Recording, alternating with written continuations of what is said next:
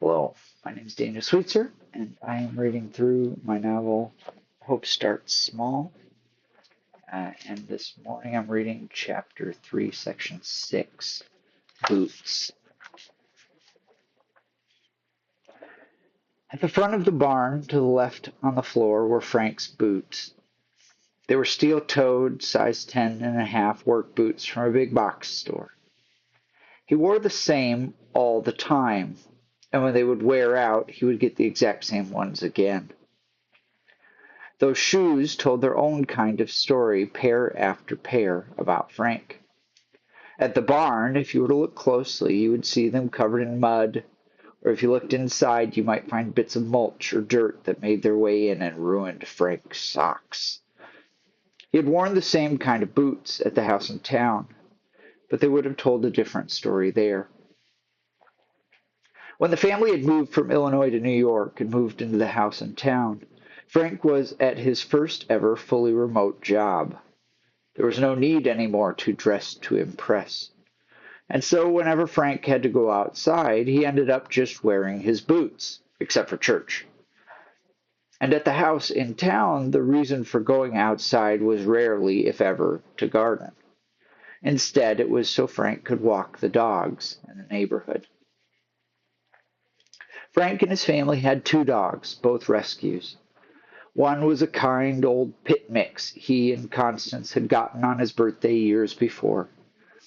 They had gone to a shelter, and there, surrounded by dogs all barking and going crazy, Frank saw Alvin sitting quietly in a cage. Then he saw his very young son, Jeremiah, shove his hand into that cage, only to have Alvin lick it. Frank had settled then that this dog needed to come home with them. Sometime later, they decided Alvin needed company, and so they went back to the same shelter. This time they brought Alvin, and he met a small black Australian cattle dog named Andy. She saw him and immediately flipped on her back in submission. It was settled. And so when the family lived in town, Frank took walks twice a day with the dogs, often following the same short route each time. Andy had difficulty getting along with other dogs, and so the route would only ever change out of necessity to avoid confrontation. And those boots, while sturdy, were not designed for regular walks. The soles would wear out every few months, leaving an otherwise perfectly good shoe useless and susceptible to puddles and snow. In town, then, the story the boots told was entirely with the soles. It was the wear from the repeated monotonous steps of each day. It was largely uneventful and mundane, and while the rest of the shoe would be clean and intact, underneath, sooner rather than later, the sole would degrade and cease to be useful. It was fitting, too, that the walk was always in a circle, ending where it had begun. And in many ways that was the same for the house, which was quietly wearing down under the heavy load of time. When they moved to the barn, the boots began to tell a different story. The 2 walks a day ended, in part because there was no easy route to take, and in part because the yard was large enough that the dogs could go out on their own. The time that used to be spent on those walks was instead used to work in the yard and the field.